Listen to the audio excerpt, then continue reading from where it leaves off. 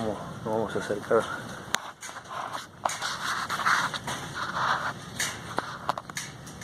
al edificio acá en Chacra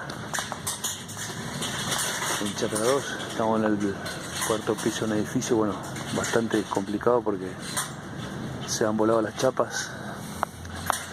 Estamos haciendo un acceso bastante importante, a ver si podemos darle un arreglo a esta estructura. Bueno, un día normal de fuertes vientos acá en un entretecho, aprovechando a ver también la peligrosidad de esto. Todos los edificios conectados por el mismo techo, o sea, el riesgo que representa en caso de un incendio, de un siniestro. Se van a ver afectados muchas familias. Bueno, vamos a acercarnos.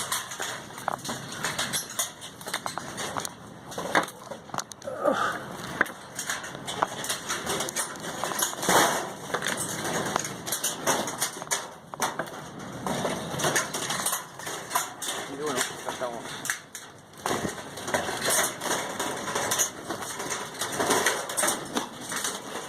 Vamos a ver qué se puede arreglar, qué se puede hacer.